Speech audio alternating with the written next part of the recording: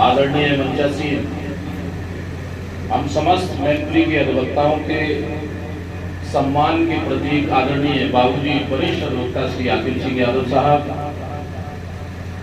श्री देवेंद्र सिंह यादव साहब और पूरी पूरी अभिनंदन जिला बार एसोसिएशन के अध्यक्ष आदरणीय सर्वेंद्र सिंह यादव साहब का कि उन्होंने दीवानी के अधिवक्ताओं को इनवाइट करके हम लोगों के सम्मान को बढ़ाने का काम किया। सभी वरिष्ठ अधिवक्ताओं के चरणों में वंदन करने के साथ ही आदरणीय अध्यक्ष जी का पूरी पूरी अभिनंदन और वंदन कि पूरे प्रदेश के अधिवक्ताओं के नेतृत्व के रूप में हमारे बीच में मौजूद है। मैं चाहूंगा हमारे समस्त अधिवक्तागण तालियों की गड़गड़ाहट के साथ हमारे अध्यक्ष जी का अभिनंदन करें। आप लोगों को विभिन्न परेशानियों के बीच में आपको एक बात बताना चाहूंगा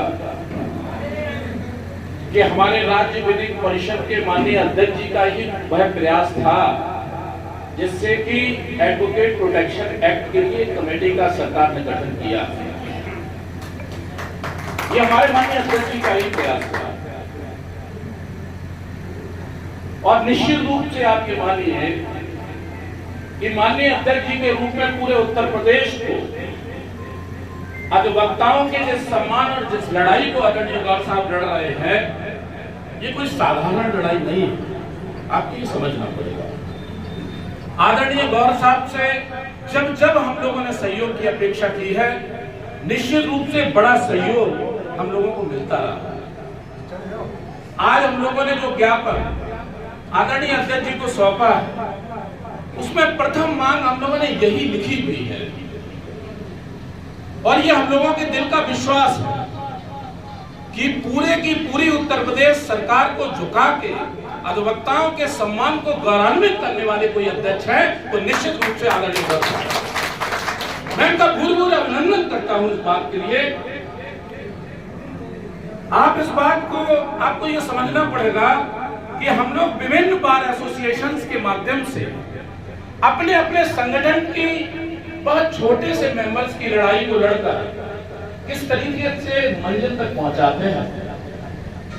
पूरे प्रदेश का अधिवक्ता जिस समय लड़ाई को लड़ने का काम कर रहा था, आदरणीय अध्यक्ष जी ने पूरे अधिवक्ताओं के सम्मान को ऊपर ले जाने का काम किया। मैं उनके लिए नतमस्तक हूं उनकी इस बात के लिए, मैं उनकी सराहना करता हूं इस मंच के माध्यम से।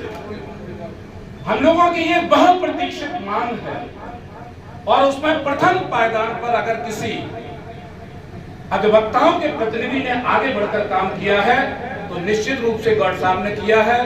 पूरा का पूरे मैनपुरी के जनपद के अधिवक्ताओं की तरफ से मैं आदरणीय गौर साहब को आश्वस्त करता हूं, उनसे निवेदन करता हूं कि आप अपने चुनाव का आगाज मैनपुरी से करें और पूरा का पूरा अधिवक्ता आपके साथ जुड़ने का काम करेगा।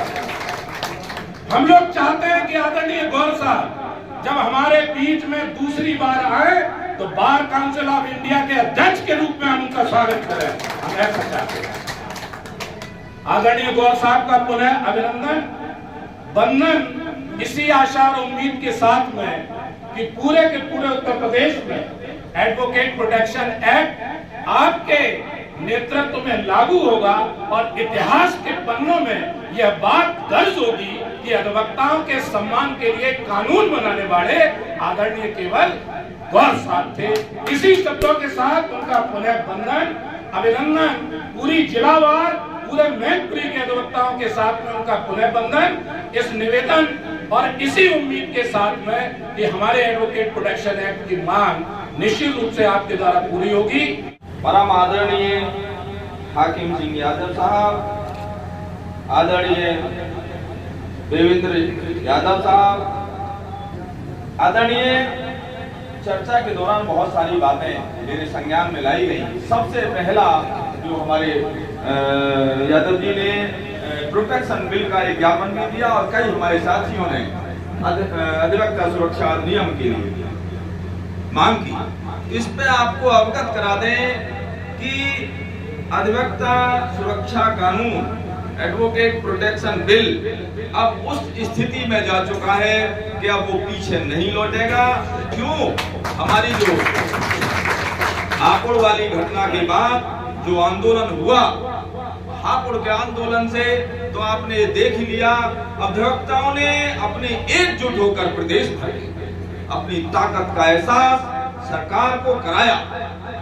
पहला मौका था जब पूरे प्रदेश के अधिवक्ता लामबंद होकर के, एकजुट होकर के आंदोलन को धार देने का काम कर रहे थे, और पूरा प्रदेश यहाँ तक कि हाई कोर्ट और लखनऊ बेंच में उसमें आपका सहयोग कर। उसके साथ साथ जो बहुत बड़ा सहयोग अधिवक्ताओं ने ये भी किया कि रजिस्ट्री ऑफिस तक बंद कराने का काम किया, जिससे सरकार की आर्थिक तंगी में लाकर खड़ा करने का काम किया। टैक्स के अधिवक्ताओं ने भी पहली बार जीएसटी जमा कराना बंद करके उन्होंने भी हमारे अधिवक्ता साथियों का हमारा हाथ मजबूत करने का काम किया। और आपके उसी सहयोग और एकजुटता और संगठन के कारण आपने देखा होगा कि हापुड़ के मसले में पहली बार ऐसा हुआ कि पूरा थाना, एक भी सिपाही, दरोगा, एसपी, एडिशनल एसपी कोई नहीं बचा, सबका ट्रांसफर हुआ। हमारे अधिवक्ताओं के खिलाफ जो पूरे प्रदेश में मुकदमे दर्ज हुए थे आंदोलन के दौरान, वो तमाम वापस नहीं, एक्सपंज हुए, समाप्त हुए। अगर कोई बाकी बचा हो तो मुझे अवगत कराएं, उसको भी समाप्त कराने का हम काम करेंगे। कोई मुकदमा वापस नहीं बचा। हमारे अधिवक्ताओं की मुकदमे पुलिस के खिलाफ दर्ज हुए, और इसके अलावा जो प्रोटेक्शन बिल की हमारी बहुप्रतीक्षित मांग थी, उस पे एक कमेटी बनी, इसके अध्यक्ष प्रमुख सचिव विधायी और उसमें डीजी प्रोसिक्यूशन और बार काउंसिल का चेयरमैन होने के नाते आप लोगों के आशीर्वाद से मैं भी उसका मेंबर था। मैंने तत्काल एक कमेटी अपनी बार काउंसिल की गठित की, और उसमें हमारे कमेटी ने जो बिल प्रोटेक्शन का बना करके तैयार किया, हमारी जो सरकार द्वारा गठित कमेटी थी उसने हूबहू उसी बिल को लॉ कमीशन को भेजने का काम कर दिया। अब हमारा जो प्रोटेक्शन बिल है लॉ कमीशन को जा चुका है। अब इससे पीछे तो हटने का मतलब है ही नहीं। एडवोकेट प्रोटेक्शन बिल निश्चित रूप से लागू होगा, बहुत जल्द। सही बात, अधिवक्ताओं के कल्याण की जो योजना है इस बार की बार काउंसिल, जब हमारी नई बार काउंसिल गठित हुई है 19 के बाद से, उसमें बहुत आमूल परिवर्तन किए गए। हालांकि वो भी अभी बहुत नहीं है, लेकिन फिर भी परिवर्तन तो हुआ। राठौर जी का बहुत बड़ा मांग है, तो परिवर्तन बहुत हुए हैं। जैसे मेडिकल पे हमारे यहाँ पहले मात्र 10,000 रुपया की धनराशि दी जाती है मेडिकल एड के नाम, उसको हम लोगों ने, हालांकि बहुत नहीं है, 2.5 गुना करके 25,000 रुपया किया, फिर भी 2.5 गुना किया है, तो वो भी बहुत कम है, लेकिन शुरुआत हुई है बढ़ोतरी की। इसके साथ साथ अभी हमने मीटिंग करके पिछले महीने एक, क्योंकि हम भी पूरे प्रदेश में टहलते हैं, जाते हैं, हम लोगों को भी, हम भी अधिवक्ता हैं, हम भी देखते हैं कि कितनी दिक्कतें हमारे साथियों को रहती हैं बीमार होने पर। अधिवक्ता अगर स्वस्थ है तो सारी व्यवस्थाएं बनाए रखता है, लेकिन यदि बीमार पड़ जाता है तो सारी व्यवस्थाएं चौपट हो जाती हैं। तो उस दिक्कत को देखते हुए हमने, अगर अधिवक्ता कोई गंभीर रूप से बीमार होते हैं, हॉस्पिटलाइज होते हैं, तो उस धनराशि को भी हमने और बढ़ा करके 50,000 तक पहुंचाने का काम इस बार हमने अभी पिछले महीने ये भी किया। इसके अलावा बाबूजी ने अवगत कराया, इस पे हम बहुत जल्द मीटिंग में इस विषय को रखेंगे कि अधिवक्ता जब न्यासी समिति का अपना पैसा पाना चाहे, इसके लिए, हालांकि अभी जो बाबूजी जो वहां से जवाब मिला है वो सही है, लेकिन इस पे हम एक रेजोल्यूशन पास करके बार काउंसिल से देंगे कि अधिवक्ता अपना न्यासी समिति का पैसा जब लेना चाहे उसे ले। निश्चित रूप से इसमें आपकी आवाज को, आपकी बात को सरकार तक पहुंचाएंगे और आपकी बात को मनवाने का काम करेंगे। न्यासी समिति में भी पहले 1.5 लाख रुपया मिलता था, और वही 5,000 रुपया मेंबरशिप थी, 5100 रुपया मेंबरशिप की धनराशि आज भी वही है, लेकिन 1.5 लाख से बढ़ा करके 5 लाख करने का काम भी इसी बार काउंसिल में हुआ है। अब ये धनराशि 5 लाख रुपया मिलती है जो न्यासी समिति का। नए साथी जो बच्चे नए हैं, नए अधिवक्ता हो रहे हैं, जो अंडर 40 अधिवक्ता हैं, उन लोगों से मेरा निवेदन है कि उसमें जरूर मेंबर बन जाएं। उससे बहुत बड़ी धनराशि, ये बार काउंसिल से जो 1.5 लाख 5 लाख रुपया टैक्स में होता है, उससे अलग है, ये जीवन काल में भी आपको प्राप्त हो सकता है। इसके अलावा ओल्ड एज में जो धनराशि एक एज का भी उसमें एक्सटेंशन हुआ। पहले 60 वर्ष तक माना जाता था, 5 लाख रुपया मिलता था, उसे 70 वर्ष तक कर दिया। 70 वर्ष के बाद 1.5 लाख रुपया बार काउंसिल देती थी और 80 वर्ष के बाद कोई धनराशि किसी अधिवक्ता को मृत्यु उपरांत उनके परिवार को नहीं मिलती। ये 80 वर्ष वाली जो सीमा थी उसे समाप्त करने का काम भी हम लोगों ने किया। अब कोई सीमा हमारे अधिवक्ता जब भी संसार से विदा होंगे उनके परिवार को पैसा मिलेगा, ये सीमा समाप्त की। और अभी हमने सितंबर में जो हमारे चेयरमैन हुआ उस समय ये रिजोल्यूशन भी बार काउंसिल में पास हो गया कि जो 1.5 लाख रुपए की धनराशि हमारे अधिवक्ताओं को 70 वर्ष के बाद मिलती थी उसको बढ़ाकर 3 लाख रुपया करने का काम भी इसी बार काउंसिल ने किया है। तो बहुत सारी योजनाओं पे काम चल रहा है। आदरणीय बाबूजी, आप लोगों की समस्याओं को देखते हुए पेंशन पे भी हमारा काम चल रहा है। सरकार से भी वार्ता चल रही है और हम अपने तमाम फंडों का जो हमारे फंड हैं उन पर भी हम अपना विचार कर रहे हैं, लेकिन वो एक सम्मानित धनराशि देने की स्थिति में हम अभी लोग नहीं आ पा रहे हैं और वो धनराशि हम देना नहीं चाहते जो आपको अपमानित महसूस करें। तो वो फिर भी हम उस विषय पर विचार कर रहे हैं। पेंशन का काम भी हम लोग निश्चित रूप से जल्दी से उस पर काम कर रहे हैं, निश्चित सफलता मिलेगी।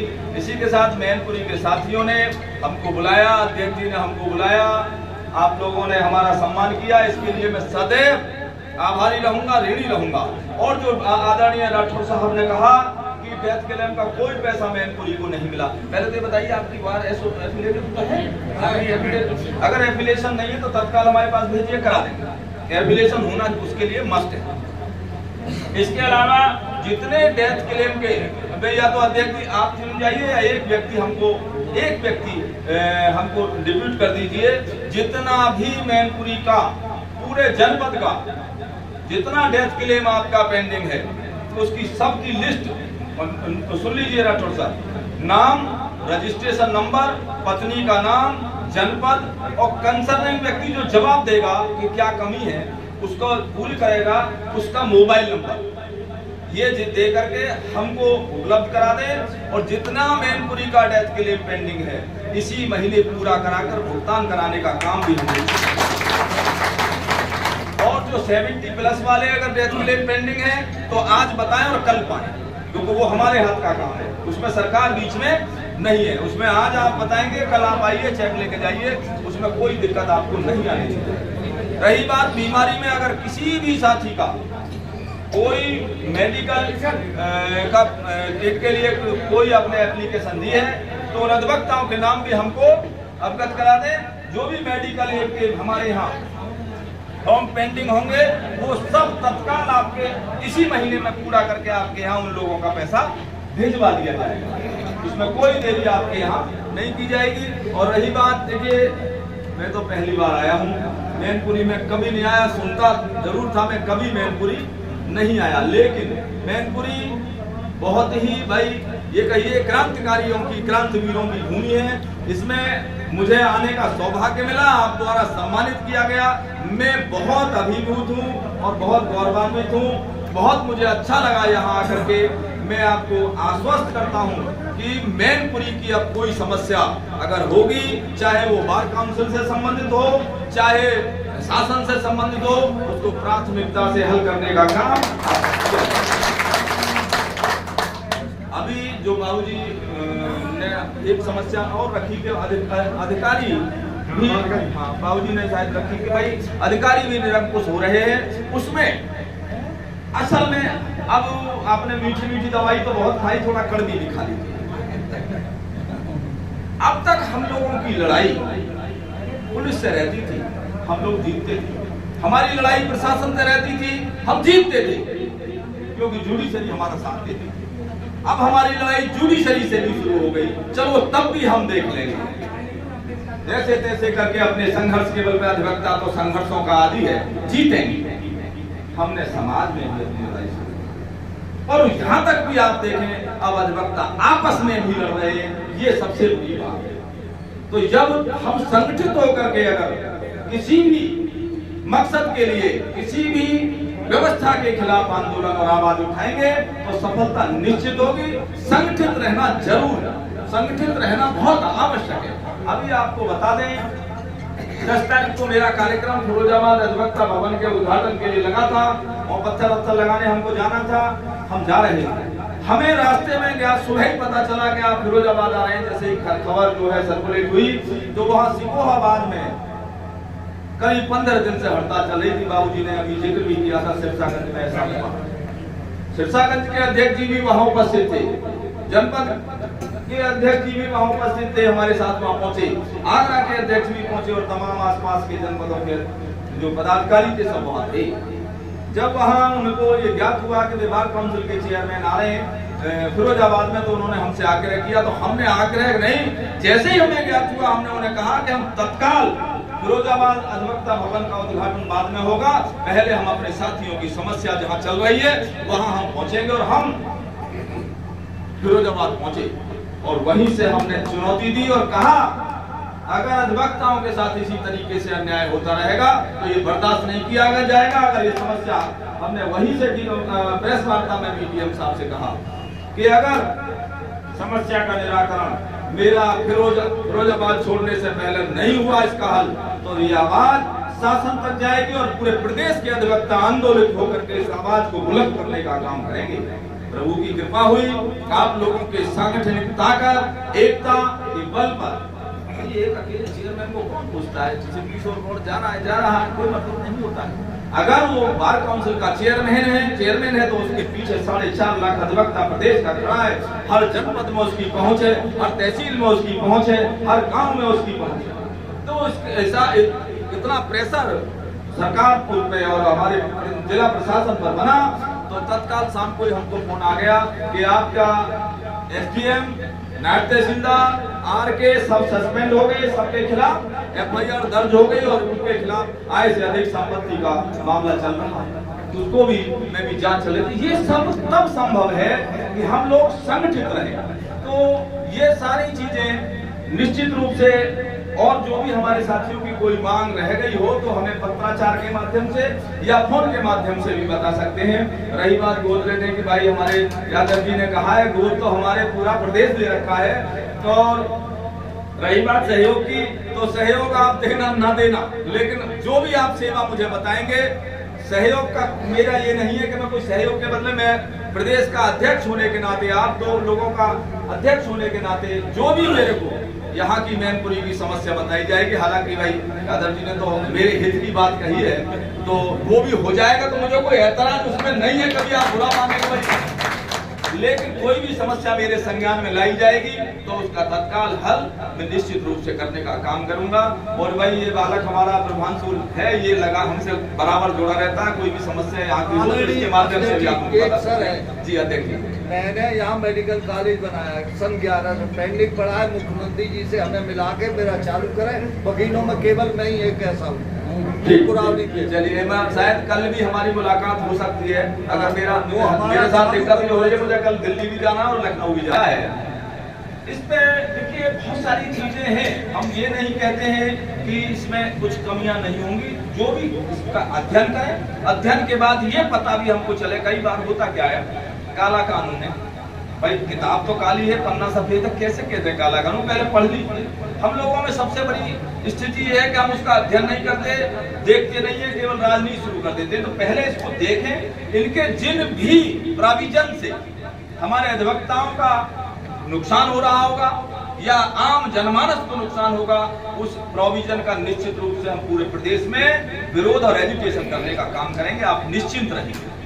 लेकिन यदि चीजें ठीक है तो उनका जो है इसीलिए हमने, अच्छा ये डिगलॉट है, हिंदी इंग्लिश दोनों में है और साथ ही तीनों बुक्स हर एक बुक में। तो हमारे जो भी अधिवक्ता हैं, इनको जो सीनियर हैं उन्हें पढ़ें और उसमें जो भी समस्याएं हैं उनको ध्यान में रखें। इसके अलावा देखिए आपने कहा कि लाइब्रेरी, अध्यक्ष जी जितनी रैक आप लगा लेंगे किताब उतनी हम भर देंगे।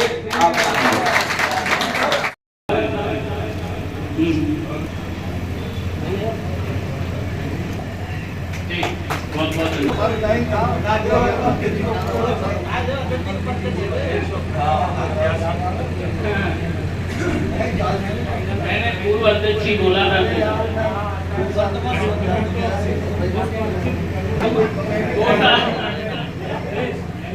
और इसी बीच में मैं अपने मेरे साथी रामचंद्र जी साथ मैं चाहूंगा कि वो आए।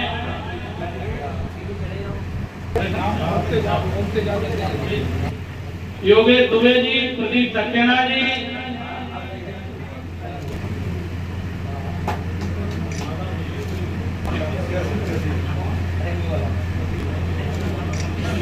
रामचंद्र यादव एडवोकेट,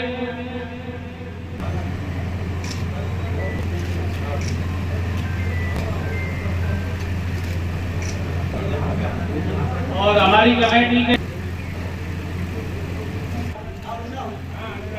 साथी भाई कौशलेंद्र यादव से चाहूंगा अभिनंदन। कौशलेंद्र जी का माल्यार्पण स्वागत करें।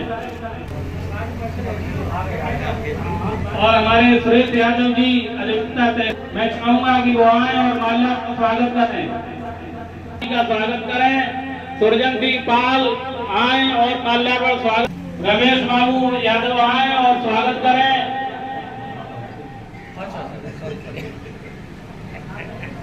बातीराम एडवोकेट जाए माल्यार्पण स्वागत।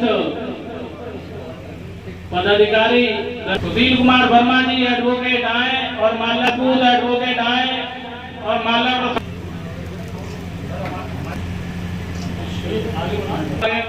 हमारे अध्यक्ष जी का। और हमारा कोई साथी ऐसा है उपदेश यादव माल्यार्पण स्वागत करें। लेखन सिंह राजपूत गरारा वाले पाल सिंह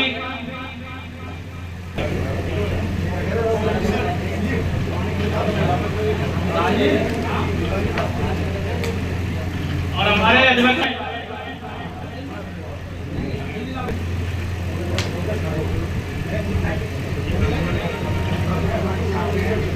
स्वागत करें।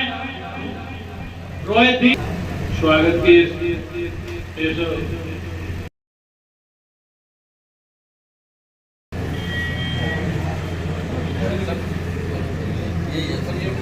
हौसले